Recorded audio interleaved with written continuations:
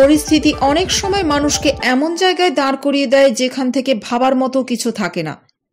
আকাশদীপের কেরিয়ারও যেন তাই।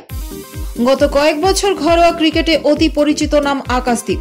বাংলার হয়ে খেলেন, ইন্ডিয়ান প্রিমিয়ার লিগে রয়্যাল চ্যালেঞ্জার্স ব্যাঙ্গালোরে নজর কেড়েছেন, বিরাট কোহলির মূল্যবান পরামর্শ মিলেছে, ভারত এ দলের হয়ে খেলার সুযোগ পেয়েছেন।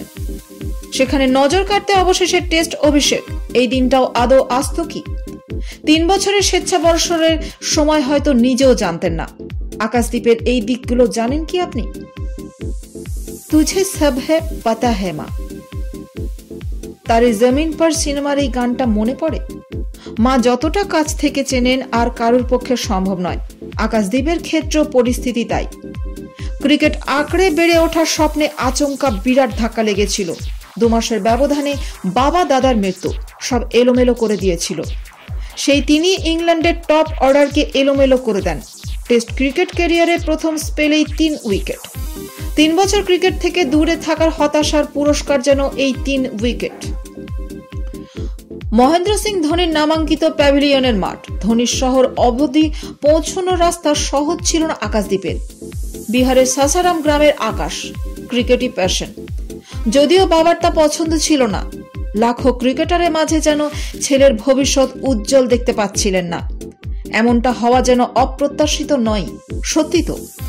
দেশের লাখো লাখো উঠতি ক্রিকেটার সকলেই যে দেশের হয়ে খেলার সুযোগ পাবেন তা নয়। বাবার সহযোগিতা না পেলেও ক্রিকেট ছাড়েননি। গ্রাম ছেড়ে দুর্গাপুরে চলে যান আকাশদীপ। সেখানে একটি ক্রিকেট একাডেমিতে যোগ দেন। দূর সম্পর্কের একজন সহযোগিতা করেছিলেন, দুরন্ত গতিতে নজর কাটছিলেন, কিন্তু সবকিছুর শুরুর আগে মাথার ওপর থেকে আকাশটাই যেন সরে গিয়েছিল। দ্বীপ জ্বলবে কিভাবে? স্ট্রোক হয়ে বাবার মৃত্যু, 2 মাসের মধ্যে দাদারও মৃত্যু হয়। এখান থেকে কি করা যেতে পারে? পরিবারে ক্রাইসিস মুহূর্তে ক্রিকেটকে বিদায় জানাতে হয়েছিল।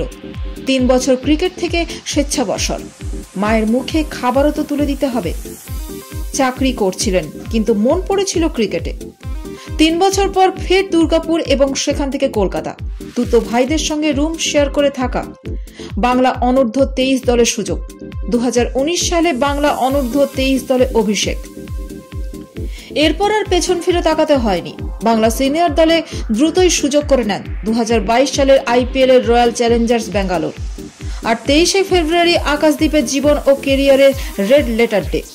দেশের 313তম ক্রিকেটার হিসেবে টেস্ট অভিষেক।